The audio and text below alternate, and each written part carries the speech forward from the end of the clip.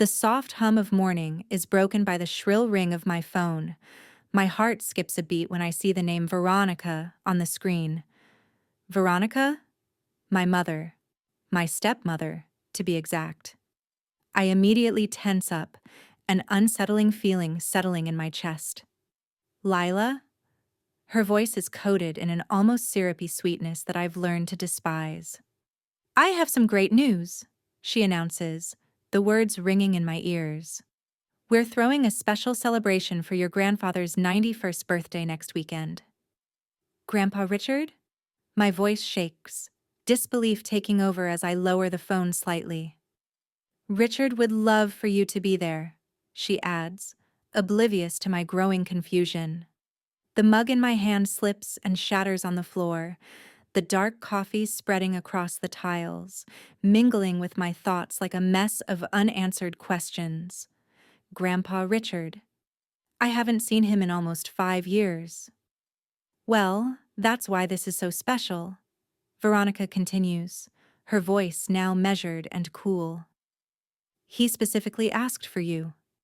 My hands tremble as I grip the counter, trying to process the sudden change. 4 years of isolation, of carefully avoided calls, of constant excuses from my mother. He's resting. Doctor's orders. Maybe next time. And now, suddenly, he's requesting me? I haven't seen him in 4 years. Why now? I ask, the words slipping out before I can stop them. A long pause stretches over the line. I can almost feel her narrowing her eyes from miles away. Don't make this difficult, Lila, she finally says, her sweetness now gone. Your grandfather is getting older.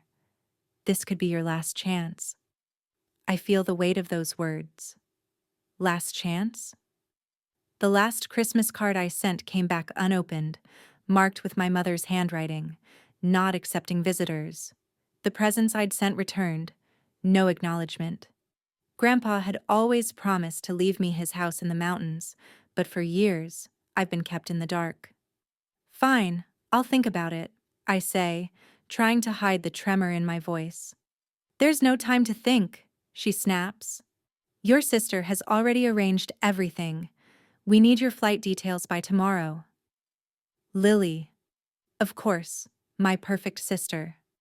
The one who can do no wrong.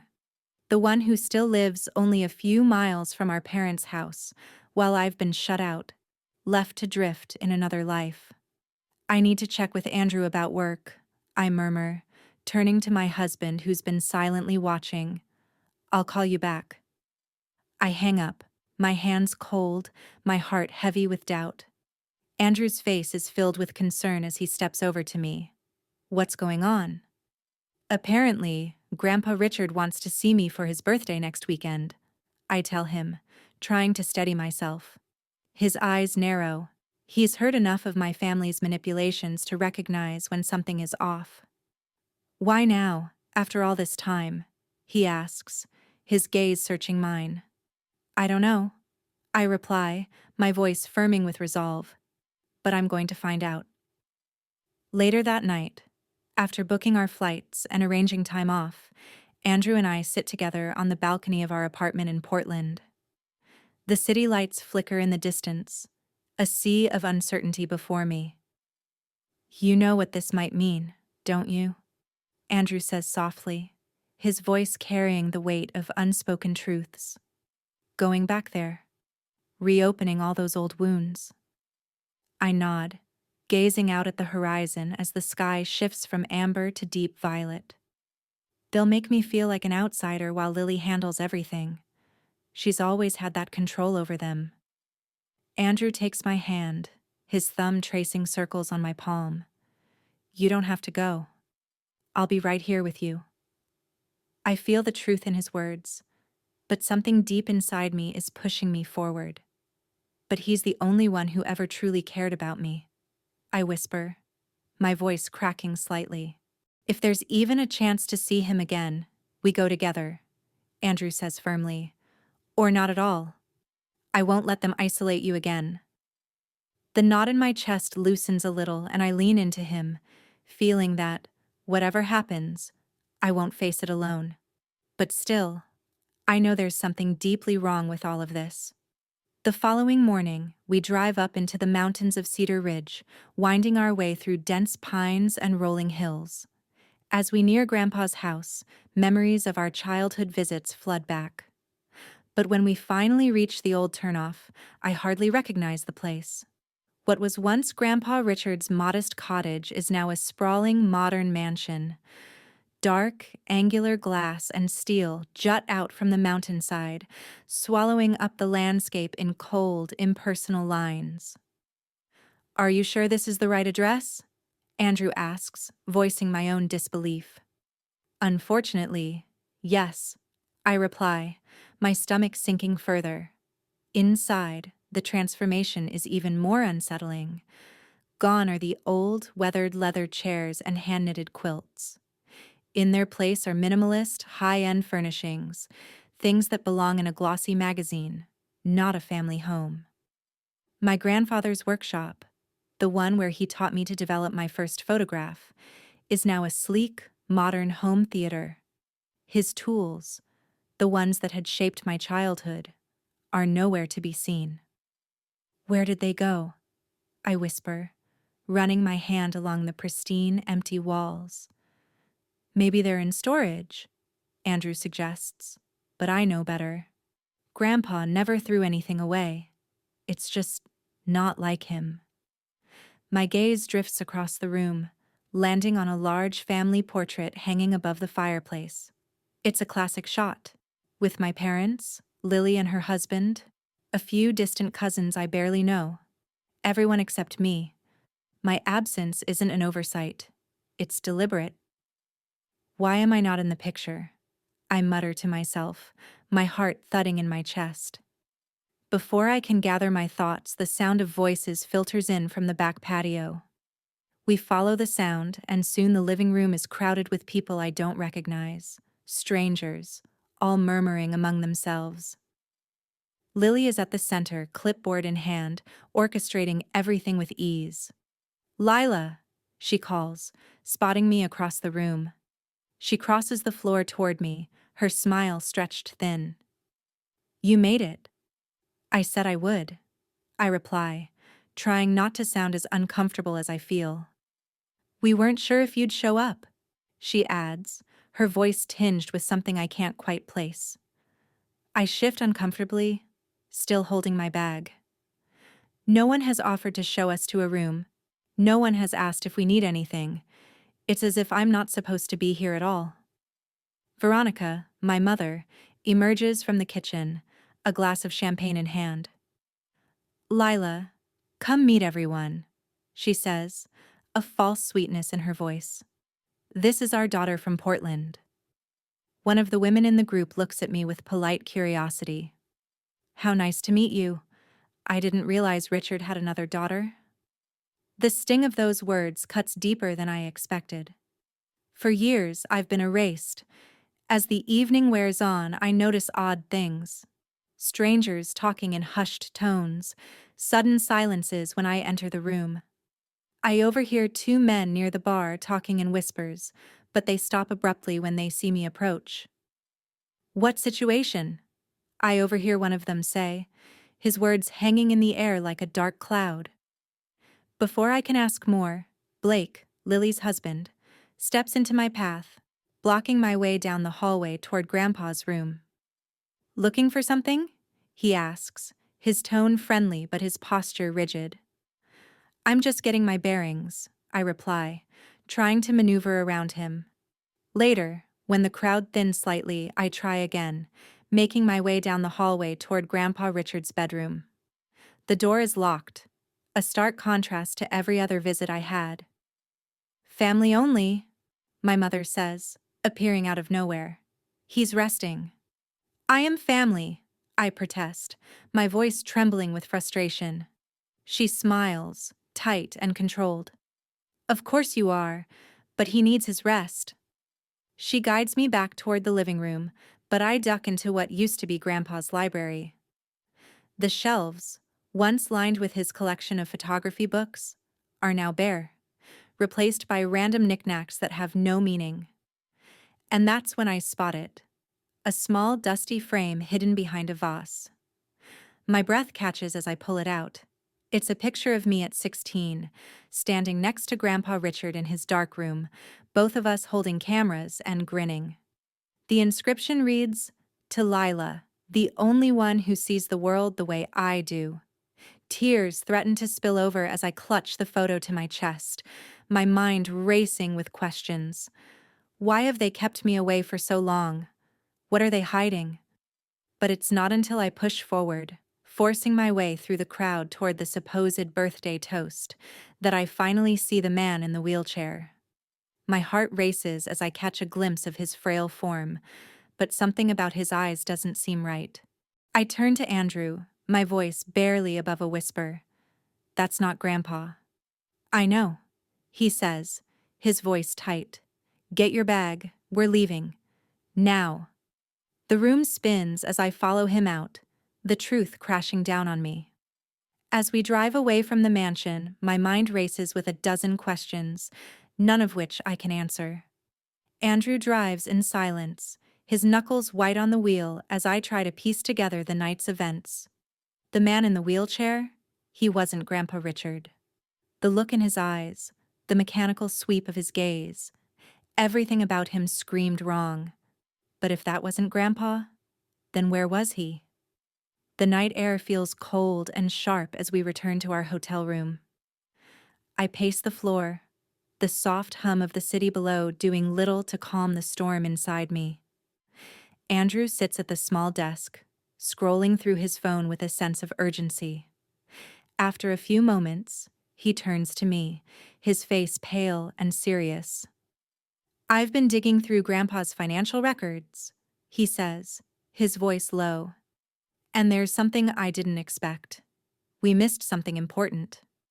I stop in my tracks, my heart skipping a beat. "What do you mean?" Andrew leans back in his chair, running a hand through his hair.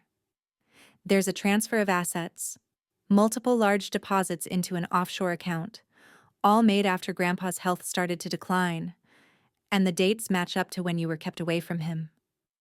"What?" I breathe, my mind struggling to make sense of what he's saying. That can't be right. Andrew pushes his laptop across the table toward me, and I lean in to see the documents he's uncovered. The dates are clear. Every time I tried to visit, a large amount of money would disappear from Grandpa's accounts, funneled to a foreign account I don't recognize. The final transfer came only days before Grandpa's supposed birthday celebration. The scale of the money, millions, suggests something far more sinister than simple mismanagement. "This isn't just about inheritance," I murmur, the words dawning on me like a cold splash of water. "They've been stealing from him." Andrew's expression is grim. "Whoever's behind this made sure you were out of the picture, and they used Grandpa's condition as a cover." "Who?" I ask, feeling like the room is closing in on me. "The obvious suspects," he says quietly, his eyes flickering to the phone on the desk. "Your mother and sister." I feel a shiver run down my spine, a deep sense of betrayal that makes it hard to breathe. But why? Why fake Grandpa's health all these years? Andrew stands up, pacing the room. "They must have been trying to keep you out of the picture for years, but there's more here. The timeline doesn't make sense." "Tell me what you're thinking," I say, my voice tight with anticipation. "The will," he begins slowly. "We need to find out what's really in it. The attorney you spoke with yesterday, Robert Simmons, he mentioned no changes since 2019, but if that's true, then why all the secrecy?" I feel my heart hammering in my chest. "You think they've been manipulating the will?" "I don't think so," Andrew says, his voice firm. "I think they've been trying to hide what was already there. The assets, the money, the land. It all goes to you. But they've been keeping it from you for years." I sink into the chair, trying to process the new information. What if Grandpa knew? What if he's been trying to get a message to me? "We're going to find out," Andrew says, determination in his eyes. We need to talk to Robert Simmons, and we need to do it fast. The next morning, we make our way to Robert Simmons's office, a sleek, modern building tucked into the heart of Denver. As we sit across from him, the tension in the room is palpable. He's a tall man with silver hair and a face etched with experience. When he finally speaks, his voice is cautious, guarded. "I've been expecting you," he says, leaning back in his chair. "Lila, I know what you're here for, but I need to make one thing clear.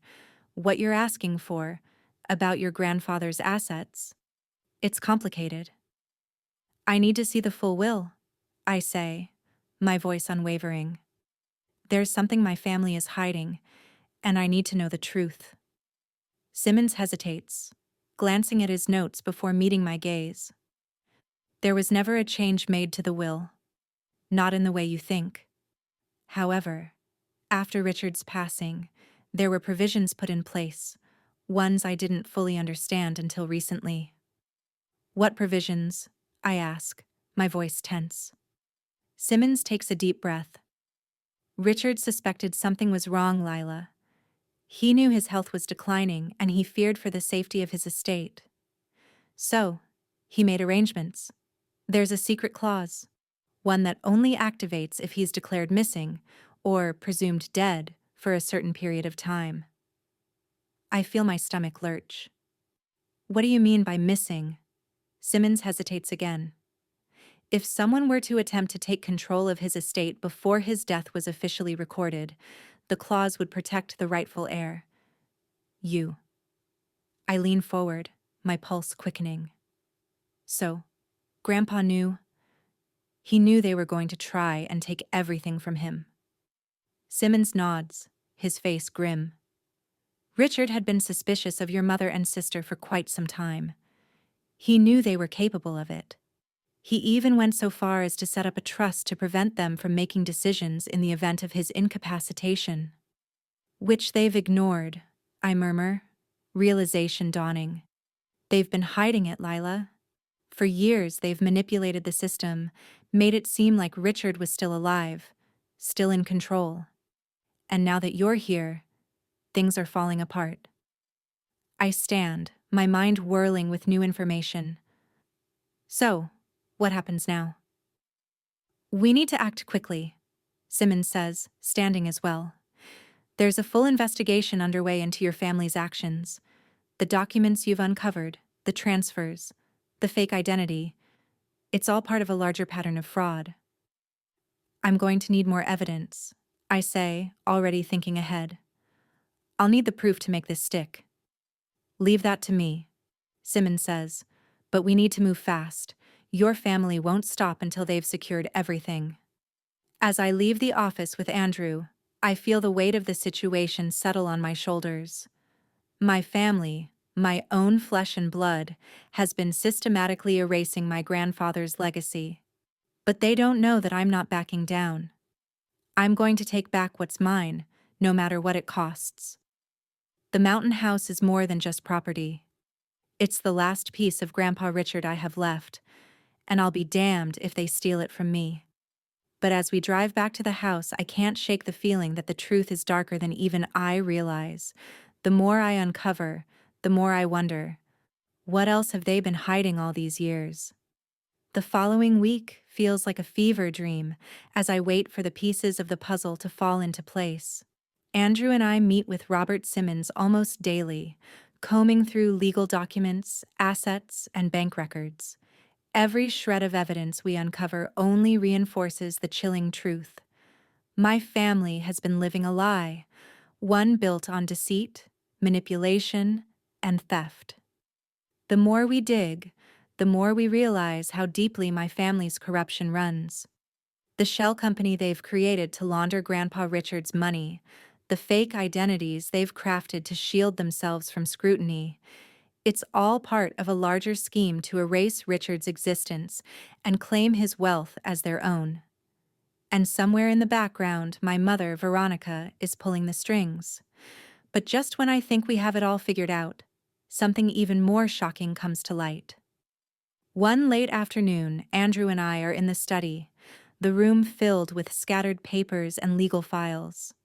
We've been at this for hours, but I can't seem to stop.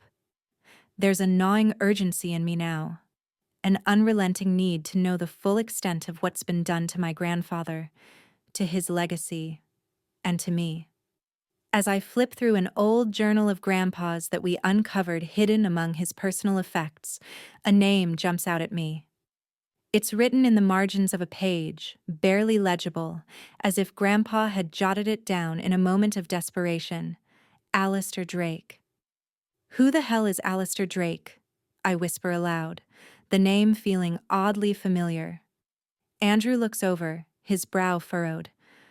I don't know. It doesn't ring a bell. But the name sticks with me, gnawing at the back of my mind. It's like I've heard it before. But where? I stand up, the journal in hand, and make my way to the fireplace, staring at the picture of Grandpa Richard and me on the mantel. My heart sinks as I realize. Alistair Drake. He's been mentioned in passing in old letters Grandpa wrote to my parents, but they were always vague references. And now I'm beginning to wonder if that name is tied to more than just a distant friend. My thoughts are interrupted when my phone buzzes on the coffee table. It's a text from Robert Simmons. I have something for you. Meet me tomorrow. I look up at Andrew. This is it. He's found something. We arrange to meet Simmons early the next morning at his office. As I sit across from him, I feel my palms sweating, anxiety crawling up my spine. I've been digging through Richard's old documents again, Simmons says, his voice tense. There's something you need to see. He slides an envelope across the table to me. Inside, I find a series of photographs and a letter dated just a few months before Grandpa's death. The photos are of Richard with none other than Alistair Drake. But the most disturbing thing is the context. They're standing in front of a lavish mansion I don't recognize, my family's mansion. Wait, I say, my voice barely above a whisper. This is the house my family was living in all along. Simmons nods grimly. Yes. Richard suspected that something was off with your mother's involvement in the family's finances. But Alistair Drake isn't just anyone. He's an old associate of your mother's. I think he was blackmailing her. The world tilts beneath me as Simmons explains further. It turns out that Alistair Drake had been a silent partner in the business dealings that Richard had once trusted my mother to manage. But as Richard grew older and his health began to fail, Veronica became desperate. Desperate enough to make an unholy alliance with Drake. He was using her, and, in turn, she was using him. But it wasn't just money they were after. It was power.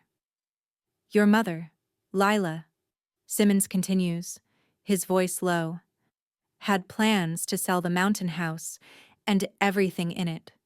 She didn't care about Richard's legacy. She just wanted to liquidate everything and keep the money for herself. But Richard caught wind of it before he passed. I feel my stomach turn as the weight of his words sinks in. Veronica and Alistair were working together to strip Grandpa of everything that mattered to him. And, in the process, they'd also been isolating me. Cutting me off from my grandfather to ensure I never found out the truth. So what happens now? I ask, my voice strained. We have a chance to put a stop to this, Simmons says, his eyes dark with urgency. There's a trust, a hidden bank account Richard set up before he died. But there's a catch. It can only be accessed by someone with his signature on file. I'm his granddaughter, I say, leaning forward. I should be able to access it. Simmons shakes his head. It's more complicated than that. The trust was set up with a security measure to ensure that no one could steal Richard's estate if something happened to him. But your family, especially your mother, tried to manipulate the will and hide the account information. Where is it? I demand, feeling my pulse quicken. Simmons takes a breath, then slides a folder toward me. Inside is a detailed map of the mountain house. "The trust is hidden in the house, Lila," he says. "Richard wanted you to find it, but only if you knew the truth." That evening, Andrew and I make our way back to the mountain house. The weight of what we've uncovered presses on me, but I refuse to let it stop me.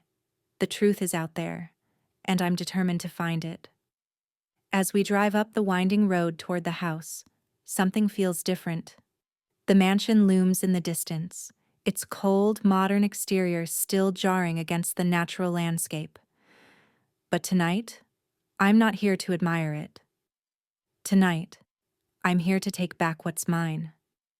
We walk through the familiar entrance, and for the first time in what feels like forever, I'm not afraid. I'm angry. "Where do we start?" Andrew asks, his voice steady. I look around, mentally piecing together the house I once knew. "We start with the library." Hours pass, but we finally find what we're looking for. Tucked behind a false wall in the library is a small, hidden compartment containing a sealed envelope. Inside is a handwritten letter from Grandpa Richard to me, his shaky handwriting filling the pages. "Lila, my dear, I knew this day would come. Your mother and sister would try to take everything from me. They've already started. If you're reading this, then I've left this world before I could stop them. But you must know this. My estate was never meant to be theirs. It was always yours. Find the trust, Lila. It will protect you from their greed. All I ever wanted was for you to have the life you deserve." The words sting, but they also strengthen my resolve. "We have the power now," I say, looking up at Andrew with fire in my eyes. "And we're not backing down. We're going to expose my family's greed, their lies, and their manipulation. They'll have to face the consequences of their actions. Grandpa Richard's legacy will live on, not in their hands, but in mine. And I won't let them take it from me. The truth is, now out. But there's no turning back." The night feels suffocating with the weight of what we've uncovered. Andrew and I are standing in the library, the letter from Grandpa Richard in my hands, my heart pounding. Every piece of this puzzle has finally fallen into place, but with each piece, the stakes climb higher. Veronica and Lily won't let go of their stolen empire without a fight. "We need to get to the trust," Andrew says, his voice low but urgent. "If we don't act now, they'll destroy everything before we have a chance to stop them." I nod, my mind racing. The trust is the key to everything. It's the only thing that will protect Grandpa's legacy, my inheritance, and maybe even my own future from the grasp of a family that's been nothing but a facade. We move quickly through the house, but I can't shake the feeling that something's wrong. It's as though the walls themselves are closing in on me. I catch a glimpse of the grand chandelier above, a stark reminder of the life my family's been living at my grandfather's expense. The opulence, the greed, it all seems so hollow now. "Where do we go from here?" Andrew asks, his eyes scanning the house, full of the same tension I feel in my chest. I don't even have to think. "We start with the study." We make our way through the dimly lit hallways, the house eerily silent around us. I push open the door to the study, the room where Grandpa Richard had spent so many years of his life. The scent of old books, wood polish, and memories still lingers in the air, and for a moment, I almost feel like he's still here, watching over me. Andrew steps forward, his eyes scanning the shelves. "The trust has to be here somewhere." I walk over to the wall, tracing the outline of the bookshelves with my fingers, my mind racing. And then, there it is. The small, hidden compartment in the back of the wall, just as Simmons had described. My heart skips a beat as I pull open the false panel, revealing an old, rusted metal box inside. "This is it," I say breathlessly. We open the box together, and inside are thick stacks of legal papers and a set of documents bound with an old leather strap. At the top is a piece of paper that reads, Richard Bennett's Last Will and Testament. I gasp, feeling the weight of the paper in my hands. This is it. This is the will that will prove everything. But before we can even get a chance to read it, the sound of footsteps echoes from the hallway. My breath catches in my throat as I spin around to see Veronica standing in the doorway, her face twisted with fury. You've really gone too far this time, Lila, she sneers, stepping into the room, her heels clicking ominously on the wooden floor. You always were the one who couldn't stay in your place. Lily steps in behind her, looking nervous but resolute. We did what we had to do. It was for the family's future, she says, but her voice shakes with the lie. I stand firm, the will clutched in my hand, the truth now burning in my veins. This isn't about the family's future, Lily. This is about you and Mom stealing everything that was meant for me. Veronica glares at me. You don't understand, Lila. Your grandfather was weak. He couldn't handle what was coming, so we had to take matters into our own hands. He didn't leave you anything. Not anymore. That's a lie, I say, my voice steady, the evidence in my hands making me stronger. He knew exactly what you were doing. He left everything to me, and you've been hiding it from me for years. The anger in Veronica's eyes intensifies. You don't deserve it. You've always been a disappointment. And you've always been a thief. I shoot back, the words sharper than I expected. You took my grandfather from me, Mom. You took everything he worked for, and you tried to make me disappear. She takes a step forward, but I don't flinch. It's over, Veronica. We have the truth now.